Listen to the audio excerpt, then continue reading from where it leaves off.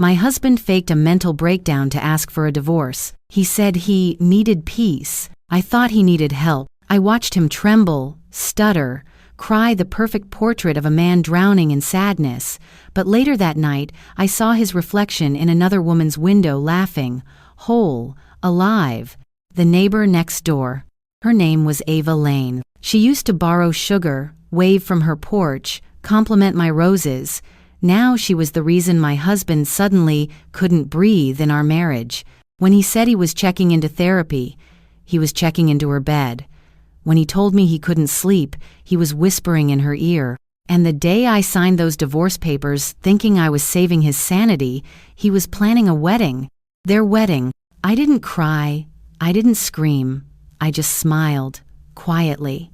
Because if there's one thing Ethan Rivers forgot, it's that silence doesn't mean surrender. He faked his pain to escape me. But soon, he'd learn what real healing looks like, when the woman he discarded comes back as his reminder, living right next door. Before we get into this, tell me, where are you watching this from? Comment your city below. And if this stopped you in your tracks the way it did to me when I saw him with our neighbor, hit that subscribe button and like the video. Now let's rewind to how this moment started. The rain hadn't stopped all day. It drummed softly against the kitchen window, a steady rhythm that made the silence between us feel even heavier. Ethan sat across from me at the dining table, his head buried in his hands. A cold cup of coffee rested near his wrist, untouched for hours. His fingers trembled just enough to look believable, but not enough to convince me he was falling apart. He finally spoke. "Maya," he said, voice low and fragile, "I can't do this anymore. I can't keep pretending I'm okay." I looked at him, the man I'd loved for 6 years, the one whose laughter used to fill this house. Now he looked like a stranger rehearsing a scene. "What are you saying?" I asked. He sighed, running a hand through his hair like he'd practiced this gesture in a mirror. "My therapist thinks I need to step away from everything that's triggering my anxiety. The stress, the arguments, the expectations." He paused, then forced out the words, "You, our marriage." The words hit like frost, cold and clean. He pushed a set of papers toward me, divorce documents, his signature already at the bottom. "I'm not doing this because I stopped caring," he said softly. "I'm doing it because I can't breathe anymore." Outside, thunder rolled across the clouds, perfectly timed, like nature was mocking him. I didn't move. I didn't cry. I just watched. Every blink, every pause, every fake exhale. Ethan Rivers, the man who could charm a boardroom or a camera crew, was giving the performance of his life. 2 weeks earlier, my best friend Lila had sent me a message that burned a hole through my chest. A photo: Ethan, standing in the backyard of our neighbor's house, his arm wrapped around Ava Lane's waist. The fairy lights above them glowed golden. His smile, wide, effortless, was the same smile he used to wear when he said he loved me. That was the night I stopped sleeping. Not from heartbreak, from humiliation. So now, as he sat here pretending to break apart, I played my role too, the quiet, patient wife, the woman who'd rather lose with dignity than beg for lies. "I understand," I said gently.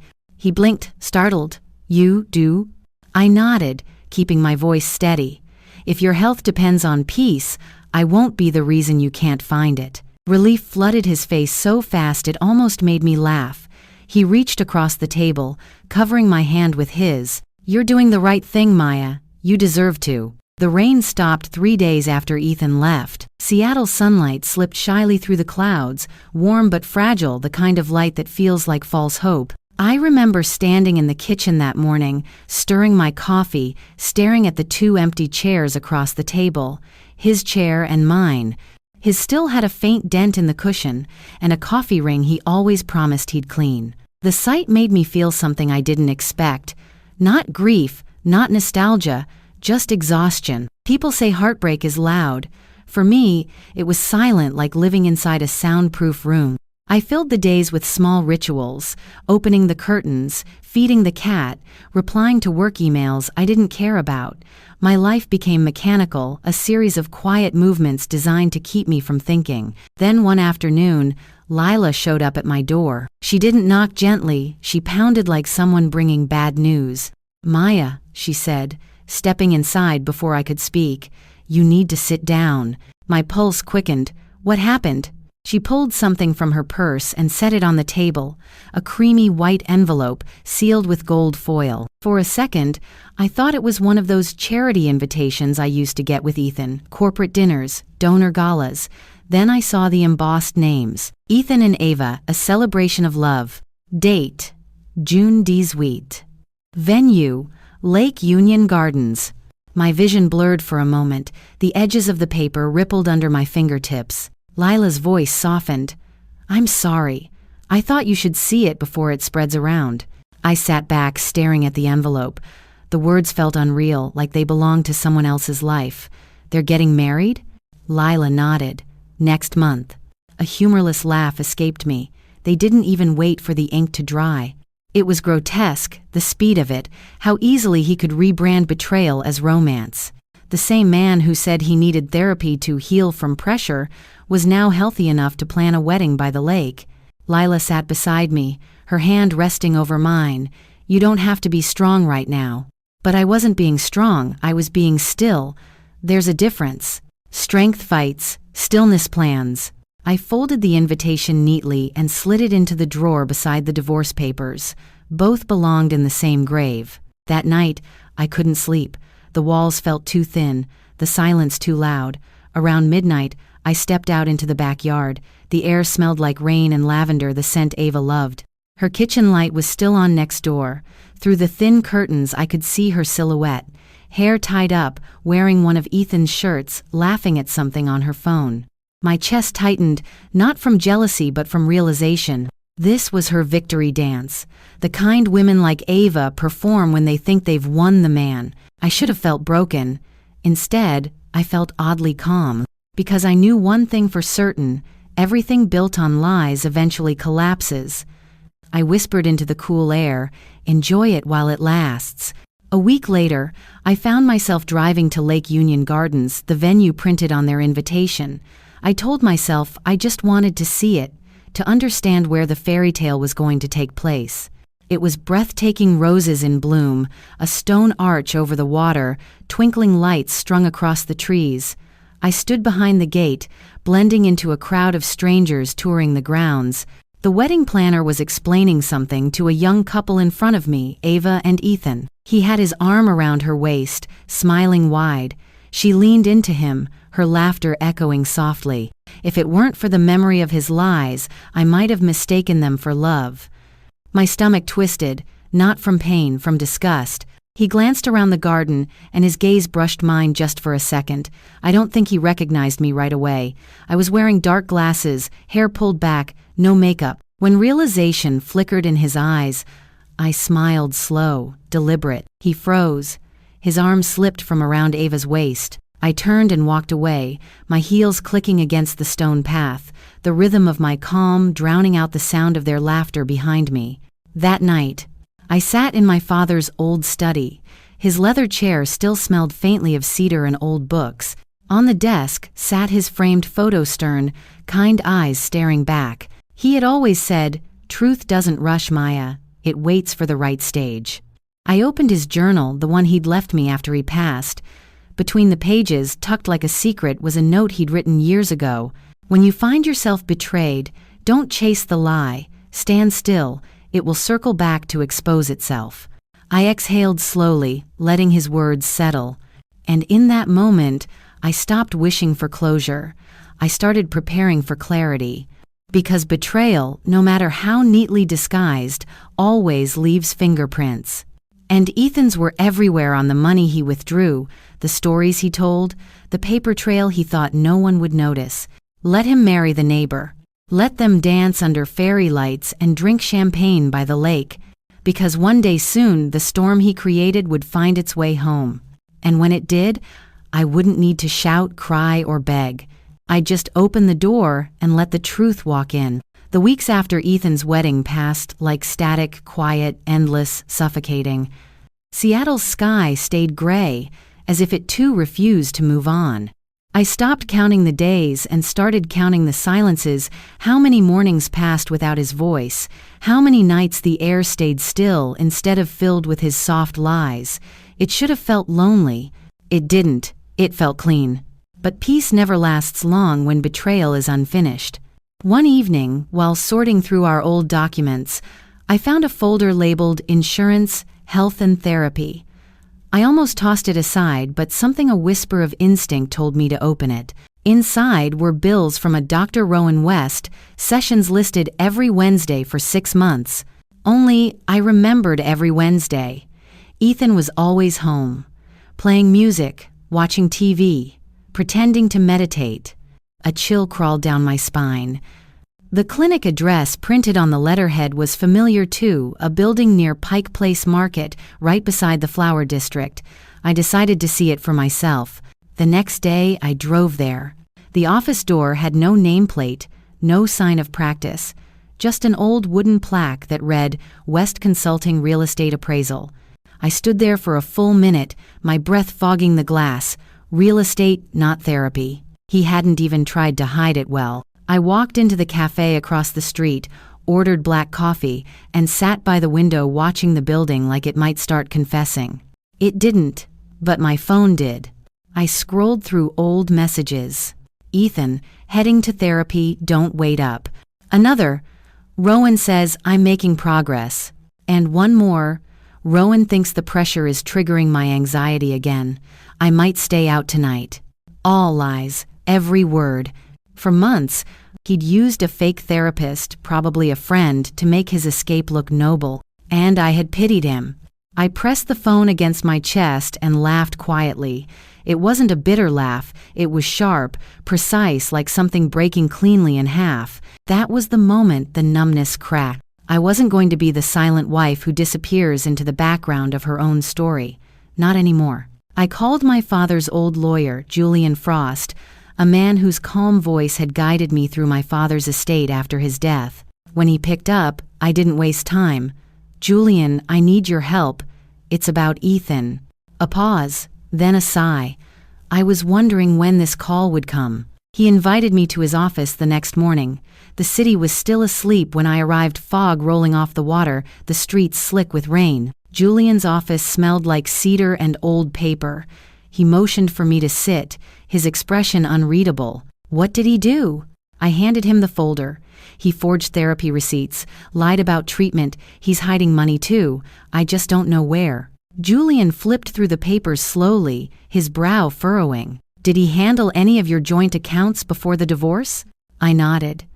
He withdrew from our savings and closed one investment portfolio, said it was to cover his medical bills. Julian looked up. And you signed the release? Yes. Then he used that to move funds, he said simply. We can trace it. The key is patience. He leaned back in his chair. Do you want revenge, Maya? Or justice? I didn't answer right away. The words tasted different. Revenge sounded like rage, hot, reckless. Justice sounded clean, deliberate. Finally, I said, I want balance. Julian smiled faintly. Then we start with the money. The rest will follow. Back home, I went through every file, every receipt, every piece of paper Ethan had ever signed. I became a detective inside my own life. By midnight, I had a list of accounts, transaction IDs, and a pattern he'd wired over $90,000 in consulting fees to a company called Wellness Innovations LLC. A quick search revealed it was registered to Ava Lane's brother. The puzzle clicked. Ethan hadn't just betrayed me emotionally, he'd laundered our joint money to fund their new start. I stared at the screen, heart steady, breath even. So this was the price of his peace. I emailed the details to Julian with the subject line, "Follow the trail." Then I closed my laptop and walked to the window. Across the street, the city lights reflected in the puddles tiny, trembling stars. In that reflection, I saw her, the woman I used to be, the one who apologized for everything, who softened her tone so he wouldn't get overwhelmed. She was gone. What replaced her wasn't angry. She was focused, calculating, awake. I picked up my phone and dialed Leela. She answered with a sleepy groan. Please tell me this is an emergency or gossip. Both, I said. Ethan didn't just fake therapy. He stole from me. That woke her. Maya, you're kidding. No, I said calmly. And I'm not calling to cry about it. I'm calling to tell you I'm taking it back, all of it. Lila's silence stretched. Then she whispered, I've missed this version of you. "What version?" I asked. "The one who doesn't flinch." When I hung up, I poured myself a glass of red wine and stood by the window again. The rain had started soft, persistent, like a whisper from the sky. I thought about Ethan and Ava probably picking furniture, planning their first dinner party, believing they'd erased me neatly from their lives. Let them have their moment. Let them feel untouchable. Because soon, they'd realize what happens when you mistake silence for surrender. And this time, I wouldn't just be watching. I'd be writing the ending. The first time I drove away from Queen Anne Street, I told myself I'd never look back. The house felt haunted not by spirits, but by memories that refused to die. Every corner whispered Ethan's name. Every wall carried an echo of his voice saying he needed space. So I gave him all the space in the world. I rented a small apartment downtown, high above the city noise, just me, the skyline, and silence that didn't lie. But months have a way of changing people. By the time autumn rolled into Seattle, I was no longer the woman who signed divorce papers with shaking hands. I had proof of Ethan's fraud. Julian was working quietly behind the scenes. And I had something else, a dormant trust my father had left me, one I'd ignored for years because I thought I didn't need it. Now, it was my key to freedom. The call came one afternoon. Julian's calm voice on the line. "Maya, I have good news. The case against Ethan's therapy claims is solid, but that's not why I'm calling. A listing just went up your old house." I froze. My old house? Yes, the new owners defaulted on the mortgage. It's on the market again. I smiled slowly. How poetic. Julian chuckled softly. "Do you want me to schedule a viewing?" I didn't hesitate. "No, I already know what it looks like. Make an offer, full price, cash." A week later, I stood once more in the driveway of 127 Queen Anne Street. The air smelled of pine and wet pavement.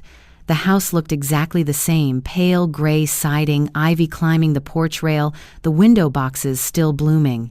But next door, Ava's car sat in the driveway, the shiny white sedan she and Ethan had driven off in after their wedding. I could hear faint laughter from the patio, her voice, his. It didn't sting, not anymore. It only confirmed one thing. I'd chosen the right battlefield. When the realtor handed me the keys, I felt a small thrill run through me. "Congratulations, Miss Rivers," she said, smiling. "Welcome home." Home. Yes, but not in the way it used to be. I wasn't coming back as Ethan's wife. I was coming back as his reminder. The first night in the house was silent, except for the rain tapping gently against the windows.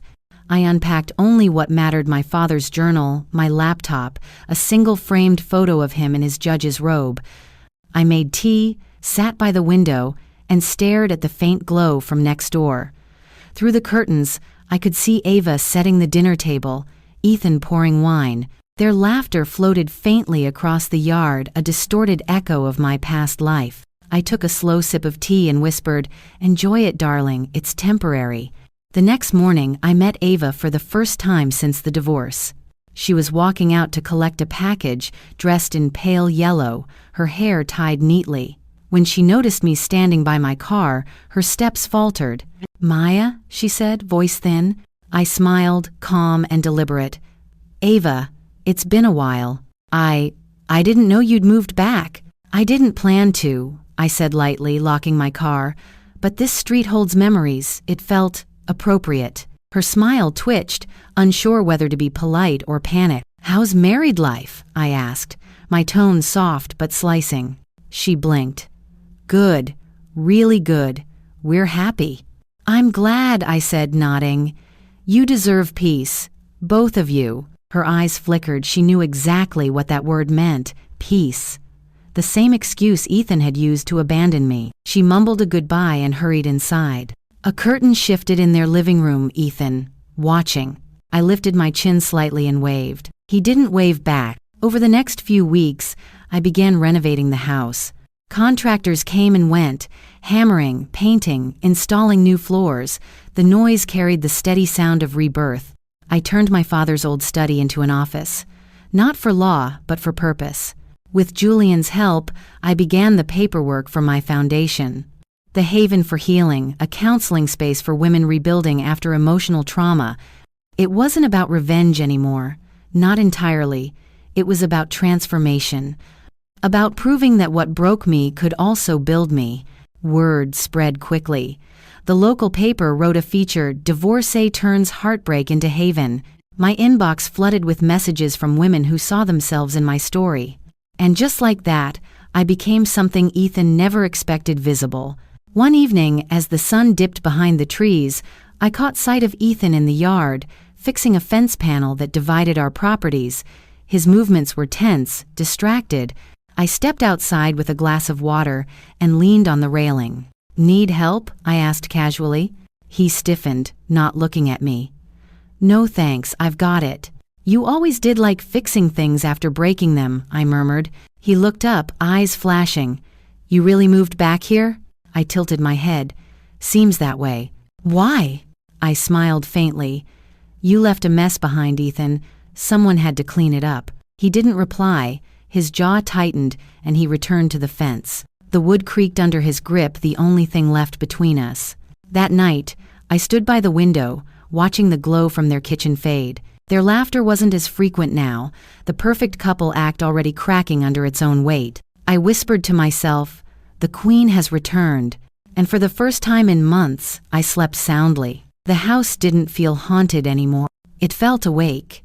Every morning, sunlight poured through the new glass windows, catching on the gold lettering I'd had stenciled above the front door. "The Haven for Healing." It started as a small idea, a quiet rebellion against the narrative Ethan left behind. He had faked a breakdown to escape his guilt. I had survived one to find my strength. Now, women came here to rebuild, to talk, cry, and start again. Lila helped me set it up, painting walls, rearranging furniture, and making jokes to fill the empty spaces. "You realize this is basically therapy for your ex's lies, right?" she said, rolling her eyes as she hung curtains. I smiled. "Then let's hope the cure spreads." By winter, the Haven was running sessions twice a week. Survivors of manipulative relationships, gaslighting, emotional neglect, they sat on my sofa and told their stories. I didn't just listen, I understood. When I spoke, I didn't use theories or clinical words. I told them what I'd learned. That silence can be power. That peace doesn't mean weakness. That starting over isn't losing, it's winning with new rules. One evening, after a session, a journalist from Seattle Women's Monthly reached out. She'd heard about my work and wanted to write a feature. The headline the next month read, "From Betrayal to Breakthrough, How Maya Rivers Turned Heartache into Healing." The article spread faster than I expected. Donations came in, emails from across the country. And with every story shared, I felt the old wound in me closing a little more. Then came the irony. Ava and Ethan couldn't ignore me anymore. At first, they pretended not to notice. But when my photo appeared on the magazine cover, smiling in front of the Haven, sunlight on my face, I saw their curtains twitch. Later that evening, their laughter was quieter, the lights dimmer. One afternoon, I was pruning the hydrangeas by the fence when Ava appeared on her porch. She looked thinner, tired. Her voice trembled slightly when she said, "I read your article. It was powerful." "Thank you," I replied, keeping my tone neutral. She hesitated. "You're helping a lot of women." I met her gaze. "That's the plan." Our eyes held for a beat, hers flickering with something like regret, or maybe fear. Behind her, Ethan stepped outside. His expression darkened when he saw me. "Go inside, Ava," he muttered. She obeyed. He turned to me, jaw tight. "You really don't know when to stop, do you?" I tilted my head. "Stop what, Ethan? Healing?" His lips parted, but no words came. He turned away, the sound of the door slamming behind him echoing through the yard. I stood there for a moment, the breeze cool against my skin, and smiled to myself. Because it was working. Not the foundation that was just the surface. It was the shift beneath it, the balance returning. A few weeks later, the Haven hosted its first charity event. The guest list included donors, therapists, women I'd helped, and local media. The hall was filled with soft light, jazz music, and laughter. When I took the stage to speak, my heart didn't race. It beat steady, calm. "People often ask me how I healed," I began. But the truth is, healing isn't the absence of pain, it's the transformation of it.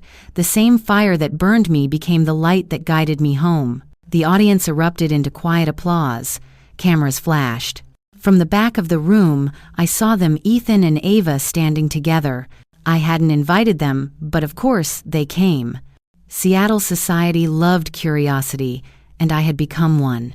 Ava looked at me like she'd seen a ghost. Ethan looked like he wanted to disappear. Good. Let them witness it, the woman he abandoned rising higher than his guilt could ever reach. As I stepped down from the stage, Lila whispered, "You realize you're officially the most graceful revenge story this city's ever seen?" I smiled. "Not revenge," I murmured. "Redirection." That night, as I locked up the Haven, I stood by the door and looked across the street. Their house was dark, curtains drawn, shadows still, but I knew they were awake. Watching, wondering. I turned off the porch light and whispered into the night, "This is just the beginning." Seattle's skyline shimmered against the water that night, 1,000 lights flickering like scattered secrets. Inside the Windsor Hall Conference Center, laughter floated through crystal chandeliers, and the scent of champagne and lilies filled the air. It was the annual Emerald Business and Philanthropy Gala, an event Ethan and I had once attended together, hand in hand, pretending to be the perfect couple. Now I was attending alone as the founder of the Haven for Healing. And that small difference changed everything. My foundation had grown faster than anyone expected. What started as therapy circles in my living room had turned into a citywide initiative with government backing and major donors. The mayor's office even sent a letter of recognition, and with it, an invitation to tonight's gala. Lila had insisted I go. "You're the story now, Maya," she said, zipping up my dress earlier that evening. "And stories like yours deserve to be seen." So I wore the black satin gown my father once bought me for his retirement dinner, elegant, sharp, understated. I didn't wear jewelry. I didn't need to. Confidence had become its own shine. When I entered the hall, heads turned. Whispers floated. "That's her, the woman from the Haven." And in the corner of the room, a familiar figure froze mid-conversation.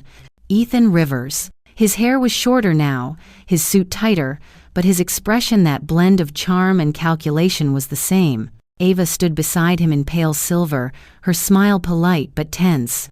Our eyes met. His widened first, hers followed. For a moment, no one moved. Then I smiled, calm, deliberate, and raised my glass slightly in a silent toast.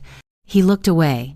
Later that night, during cocktails, the event host approached me. "Mrs. Rivers," he said, beaming, "we're thrilled to have you. I'd love to have you say a few words about your foundation, how it started." I hesitated for half a heartbeat. Then I saw Ethan watching from across the room. "Of course," I said. When I took the microphone, the lights dimmed just enough to make the room glow gold. I looked out across the audience, politicians, donors, socialites, and standing at the back, the man who once told me I was too emotional to be successful. I began softly. I created the Haven for Healing after learning that sometimes the worst wounds aren't physical, they're the kind you can't see. A murmur rippled through the crowd. "Many women," I continued, "find themselves questioning their sanity because someone convinces them they're broken, because manipulation can look like care, because deceit can sound like concern." I didn't look at Ethan, but I could feel his eyes on me, rigid, burning. "And sometimes," I said, my voice steady now, "people fake pain to avoid accountability. They use mental health as a costume to escape the consequences of their choices." The silence that followed was sharp, the kind that cuts. Across the room, Ethan's jaw tightened, Ava's fingers fidgeted with her glass. I ended with a smile. "But the truth," I said, "always finds its way home. Healing is its messenger." Applause filled the hall, polite, impressed, oblivious to the personal earthquake beneath it. I thanked the host and stepped off the stage. Lila met me halfway. "You just turned that entire room into your courtroom," she whispered. "Good," I said. It was overdue. By the end of the evening, I'd spoken to half the board, 3 donors, and a senator's wife who wanted to volunteer at the Haven. When I finally stepped into the hallway to breathe, Ethan followed. "Maya." I turned slowly. "Ethan." He looked around to make sure no one was nearby. Was that speech supposed to be about me? I smiled faintly. If it fits, wear it. His voice rose a little. You're enjoying this, aren't you? Making me look like the villain. You don't need my help for that, I replied. You've always played the part beautifully. His jaw flexed. Careful, Maya. You don't want to start something you can't control. I stepped closer, close enough for him to see the calm in my eyes. Control? I said quietly. That's the difference between us, Ethan. I don't need control anymore. I just need truth, and it's doing the work for me. He stared at me for a long second, speechless. Then he turned and walked away, his composure cracking with every step. When I left the building, Seattle's air was cool, the city lights shimmering across the bay. Lila's car waited by the curb. She leaned out the window. Did it feel good? I smiled, slipping into the passenger seat. It felt finished. But as we drove past Ethan and Ava's car in the lot, their silhouettes arguing behind fogged windows, I realized something deeper. It wasn't finished. It was unraveling. And the difference between destruction and justice? Patience. Rumors moved through a city like smoke, soft at first, then choking. 2 weeks after the gala, whispers about Ethan Rivers began to circulate in every polished office and coffee shop downtown. No one knew where they started, but I did. Julian had quietly handed over his report to a journalist at the Seattle Ledger, not as revenge, but as ethical exposure.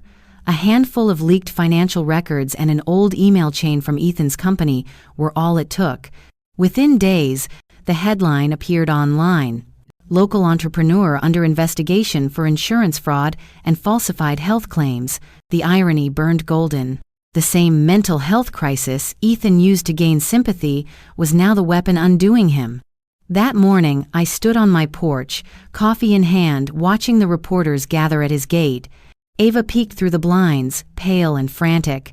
Ethan tried to push past the cameras, but his calm mask had cracked sweat on his forehead, jaw tight. Mr. Rivers, did you fake medical records to gain financial advantage? Did your wife know? Is it true you lied about therapy? Each question landed like a blow. He said nothing, just kept walking, the man who once loved the spotlight now blinded by it. By evening, the story had spread everywhere.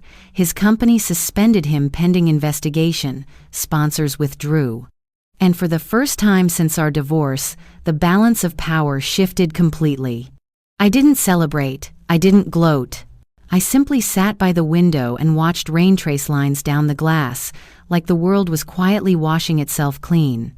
When Lila called, her voice was half concern, half awe. You've seen the news? I have, I said softly. You okay? I'm fine. She hesitated. It's just surreal, watching karma arrive on time. I smiled faintly. It's never late, just quiet until it hits. A week later, I saw Ava in the grocery store. She was standing in the cereal aisle, sunglasses on, her hands trembling as she reached for a box. When she noticed me, she froze. Maya, she breathed. I offered a polite smile. Ava. Her lip quivered. Everything's falling apart. They're calling Ethan a liar, a fraud. The investors. I read the papers, I said. Rough week. She looked at me, eyes filling with tears. Did you do this? I tilted my head. Do what? This, she whispered, voice cracking. The stories, the exposure. I didn't write his lies, I said calmly. I just stopped carrying them. Her shoulders sagged. For the first time, I saw the exhaustion beneath her gloss. She wasn't my enemy anymore, just another woman caught in his orbit. Be careful, Ava, I added gently. Ethan only ever protects himself. Then I left her there, surrounded by bright boxes and artificial light, crumbling quietly like her perfect marriage. Days later, the argument began. It started with raised voices through the wall, then glass shattering, then silence. That night, I saw Ava's car pull out of the driveway, taillights cutting through the mist. She didn't come back.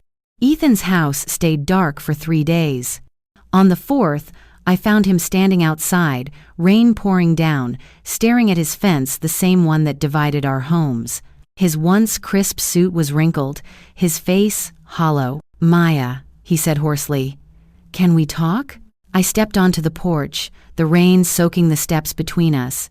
About what? He swallowed hard. I've lost everything. My job, my marriage. You faked a mental illness to escape responsibility, Ethan. You built your peace on lies. What did you expect? His voice cracked. I thought you'd be happy to see me ruined. I met his eyes, truly looked at him, and realized something that startled me. I wasn't happy. I was free. You ruined yourself, I said quietly. I just stopped saving you. He stared at me for a long time, rain dripping from his hair, lips trembling. Then he whispered, I made a mistake. I nodded. You made several. When he finally walked away, shoulders slumped, I didn't follow. I turned off the porch light and let the darkness have him. Inside, the house was warm, calm, alive. The same rain that once felt like grief now sounded like applause, steady, rhythmic, cleansing. Lila texted that night, He's trending. People are calling you an icon for surviving that mess. I typed back, Surviving isn't the goal, evolving is. Then I placed my phone face down and looked out at the street one last time. The cameras were gone. The lights were off next door. For the first time, the silence between our houses didn't hurt. It healed. The following weeks were quiet, too quiet. The press had moved on to newer scandals, and the neighborhood finally exhaled. But peace has a strange way of testing you right when you think it's over. It asks if you've really healed, or if you're just pretending to. I was closing the Haven one evening when I saw him. Ethan stood across the street, rain drenching his coat, staring at the building like it was a church he didn't deserve to enter. For a moment, I thought I was imagining him thinner now, eyes hollow, the arrogance gone. Then he stepped closer. Maya, he said softly, almost breaking on my name. I didn't answer, I just watched. He looked around, like the ground itself made him nervous. I needed to see you. Why? I asked quietly. You've said enough, he exhaled shakily. Everything's gone. The company, the house. Ava left. She's staying with her brother. I didn't react. I'd already seen the moving truck earlier that week. He took a hesitant step forward. You were right about everything. About me. I didn't say anything you didn't already know. He laughed weakly, a sound that cracked halfway through. I told myself I faked being sick because I was suffocating, but I was just a coward. I didn't know how to face what I'd done. I folded my arms.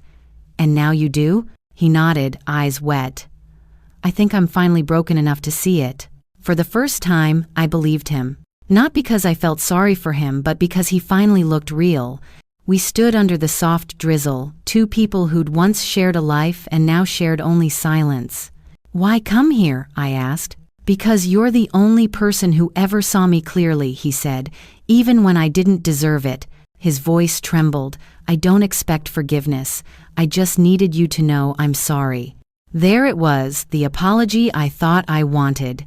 But instead of relief, all I felt was distance. I don't need an apology, Ethan, I said gently. I needed you to learn. He nodded, his throat tightening. You're stronger than I ever gave you credit for. I always was, I said. You just never looked long enough to see it. He smiled sadly. I guess I finally understand what you meant about peace.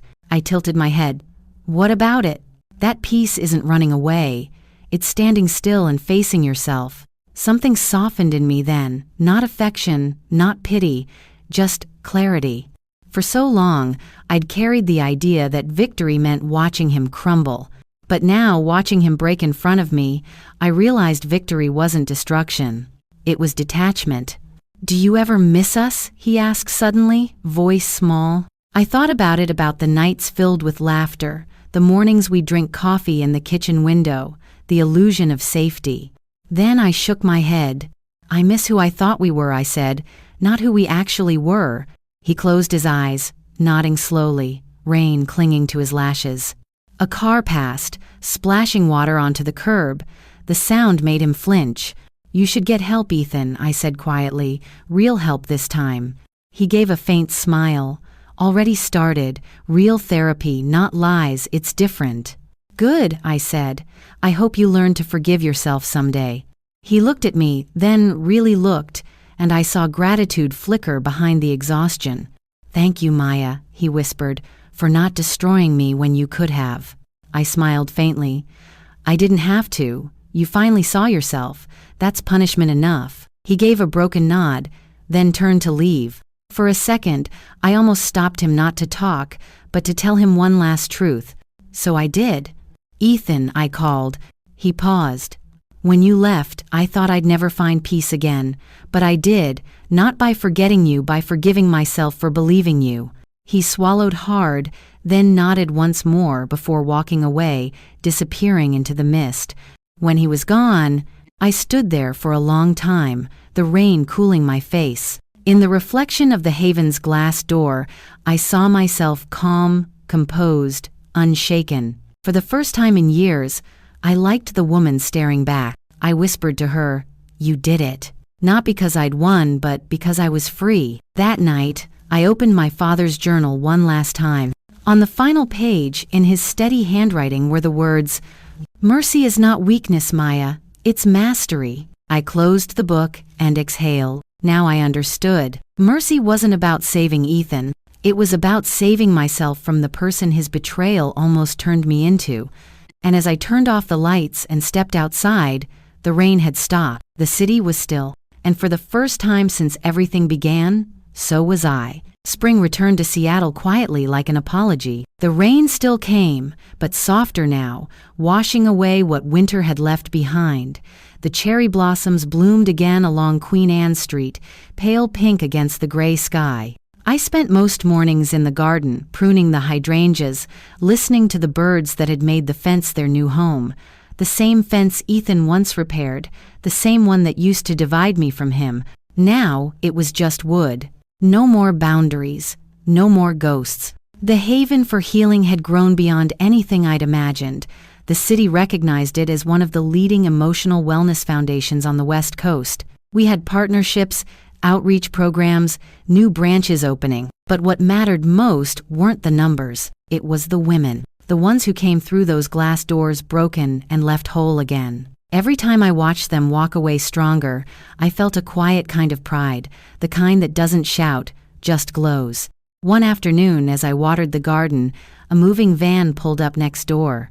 For a moment, my stomach tightened, a reflex born of old memories. Then I saw her. A young woman stepped out of the passenger seat, early 30s maybe, carrying a toddler on her hip. Her eyes were tired but kind. She smiled when she saw me. "Hi," she called out. "You must be my neighbor. I'm Sophie. We just moved in." I smiled back. "Welcome to the street, Sophie. I'm Maya." She glanced at the house, then lowered her voice. The agent mentioned the last owners left. Suddenly, "Place has history, huh?" I met her gaze, serene. "Most places do, but this one's good at new beginnings." Her smile widened. "Then maybe we're in the right place." As she carried boxes inside, her laughter drifted across the fence, bright, warm, alive. And for the first time, I didn't feel the ache of remembering. I felt the peace of releasing. That evening, I went into my study, my father's old one, and opened the bottom drawer. Inside were two things: my finalized legal documents from Julian confirming the closed case against Ethan, and a folded paper wrapped in a satin ribbon, my marriage certificate. I unfolded it slowly. The ink had faded, the signatures slightly smudged. Once, this paper had felt like a promise. Now, it was just a record, proof that even the most painful chapters have endings. I walked outside, barefoot, the garden cool beneath my feet. The sky had turned amber, the air heavy with the scent of lavender and wet soil. Near the hydrangea bush, I knelt down with a small garden spade and began to dig. Not deep, just enough. When the earth parted, I placed the paper inside and covered it gently. As the soil settled, I whispered, "You don't define me anymore." Then I stood up, brushing dirt from my hands, and looked around. The house glowed from within, warm, alive, full of laughter from the women who came for evening sessions. Across the street, children played on bikes. The world had moved on, and so had I. Later that night, I poured a glass of wine and sat on the porch. The moonlight spilled across the garden, soft and silver. Somewhere, faintly, I heard jazz music from a nearby cafe, the same kind Ethan once loved. But even that didn't hurt anymore. It just sounded like a life that wasn't mine to live. I took out my journal and began to write. Healing isn't about forgetting who hurt you, it's about remembering who you are without the hurt. I paused, smiling at the sentence, then added another line beneath it. He faked a breakdown to escape me, but in the end, I was the one who broke free. The pen ink shimmered in the moonlight, and for the first time in years, my words didn't feel like armor. They felt like truth. When I finally went to bed, the rain began again, soft, rhythmic, steady. I left the window open, letting it sing me to sleep. No ghosts, no noise, just peace. In the faint glow of the streetlight, I caught my reflection in the glass, calm eyes, unguarded smile. The woman I saw wasn't surviving anymore. She was living. Months later, a letter arrived, no name on the front, just neat handwriting I immediately recognized. Inside, one short note: "Thank you for teaching me that pretending to be broken doesn't make you whole. I'm in real therapy now. I hope you're as happy as you deserve to be. Ethan." I folded it carefully, placed it in my father's journal, and whispered, "We both found healing, just in different ways." Then I walked outside, barefoot again, into the damp grass. The hydrangeas had bloomed early that year, wild and full. I smiled, touched the petals, and breathed in their scent. Seattle was quiet, and so was my heart. If you've stayed with me through Maya River's journey, through the lie that began with a staged breakdown, then go ahead, tap subscribe. Hit like if your chest tightened when Ethan faked his therapy sessions. And if you've watched until the end, you already know. This wasn't revenge. It was a rebirth. Click the next video on your screen to uncover another untold story. Another woman who rose from betrayal, rewrote the ending,